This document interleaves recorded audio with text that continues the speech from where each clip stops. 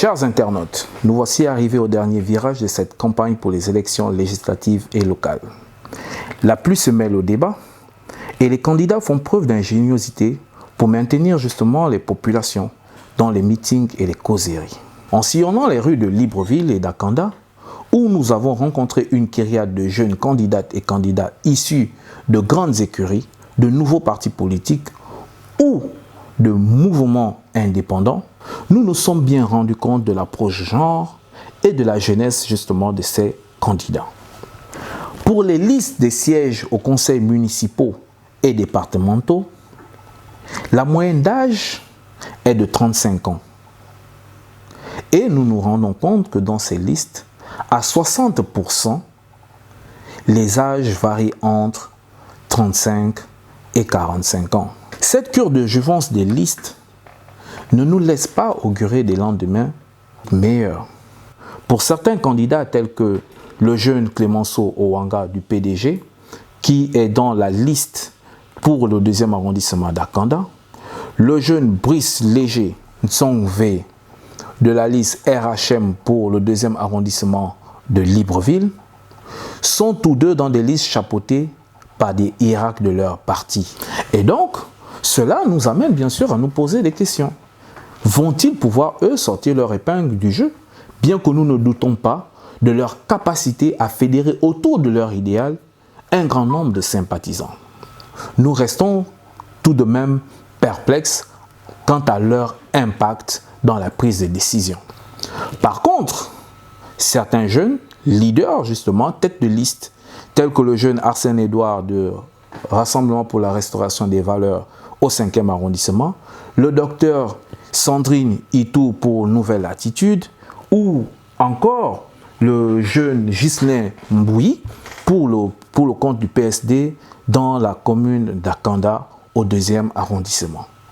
Ces jeunes peuvent être victimes eux aussi, soit du passif de leur parti politique, car n'oublions pas que le PSD, bien qu'étant grandement implanté sur le plan national, est le parti qui est lié au vice-président de la République, Manganga Moussavou. Cela peut être un handicap comme un avantage pour le jeune Mbouyi Ghislain.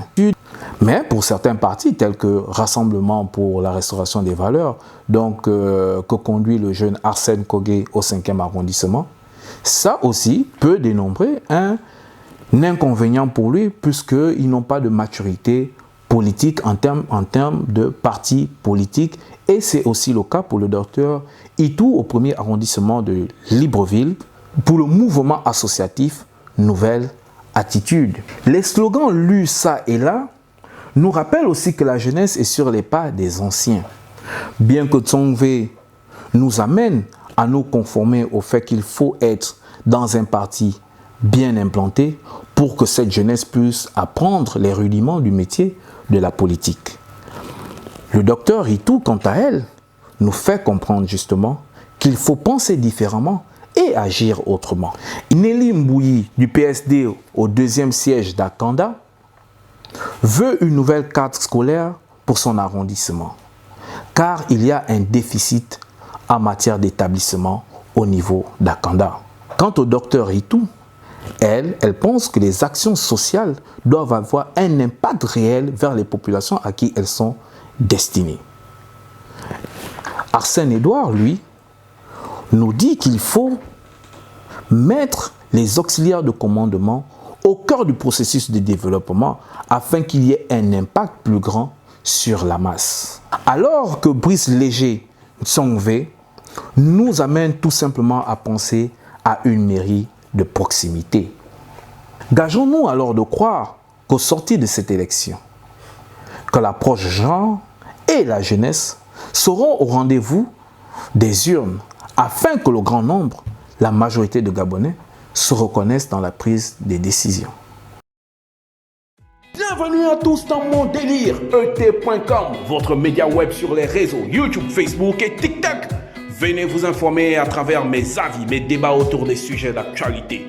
Ensemble, parlons politique, parlons société civile et population, parlons économique.